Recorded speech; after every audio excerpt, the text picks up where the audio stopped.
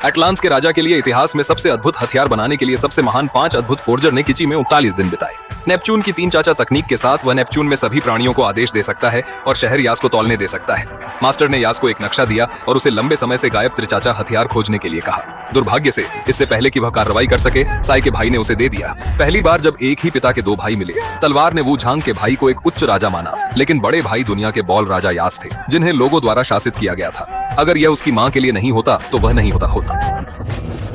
उन्होंने आखिरकार असेलम को उत्तेजित किया और खुद को चुनौती दी। ऑस्ट्रेलियाई राजा यास को हराने का अवसर लेना चाहती थी और सभी लोगों को यह दिखाने देती थी कि वह राज्य के असली उत्तराधिकारी थे। यद्यपि यासी शक्तिशाली था, वह समुद्र में जलवायु के अनुकूल नहीं था। वह केवल कुछ ही चालों में राजा ओम से हार गया। राजा यासी को मारना चाहता था। शांति के लिए तरसने वाली राजकुमारी अपनी जान की परवाह किए बिना बाहर भाग गई। इस अवसर का लाभ उठाते हुए राजकुमारी तुरंत यासी के साथ उनसे भाग गई। दुर्भाग्य से ओमोंग और उसके लोग उनका पीछा करते रहे। उच्च तकनीक तोपखाने की आग के हमले के तहत उनकी कार टकराई गई और जमीन पर गिर गई। जब वे आए तो यास ने राजकुमारी डो में जासूसी मछली के मुंह में प्रवेश करने के लिए समुद्री प्राणियों के साथ संवाद करने की अपनी क्षमता का इस्तेमाल किया। सफलतापूर्वक एक खंड जीतने के बाद दोनों अफ्रीकी रेगिस्तान में आए जहां सांचा जी स्थित था। वे अंततः नक्शे पर पहुंचे। अंतिम स्थान यह देखा जा सकता है कि यह बहुत समय पहले सैन्य गोदाम के शीर्ष क्षेत्र में एक विशाल डिस्क थी। थोड़ी देर सोचने के बाद दोनों ने आखिरकार डिस्क का तंत्र खोल दिया। क्रिसमस की नीली रोशनी में पहली पीढ़ी के राजा अटलांटिस का प्रेत धीरे धीरे उनकी आंखों के सामने दिखाई दिया। उन्होंने कहा कि संचाजी दुनिया के भविष्य के केंद्र में छिपा हुआ है। पहली पीढ़ी के राजा अटलांटी के तहत बोतल के अनुसार एसेर ने भूकेंद्रीय टक्कर के बारे में सीखा।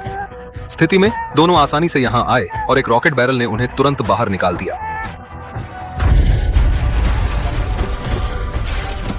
यह समुद्री डाकू का बेटा था जिसने नवीनतम उपकरणों और सेना के साथ सम्राट ओम के दरवाजे को बंद कर दिया। वह उपकरणों की शक्ति में इतना सक्षम था कि वह लगभग भगवान का दर्जा प्राप्त कर रहा था।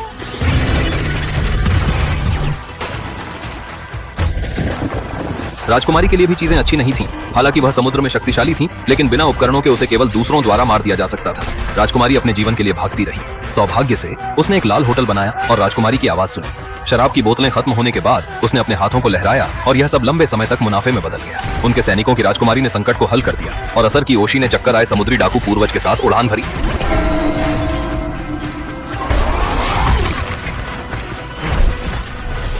समुद्री डाकू का बेटा जिसने गिरने का नाटक किया था, यास और राजकुमारी को आगे बढ़ने का मौका मिला। सुबह पहिए की बोतल ने उन्हें समुद्री घर कबीले तक पहुंचाया, जहां यासी की मां अटलांटी और रानी पहले से मौजूद थीं।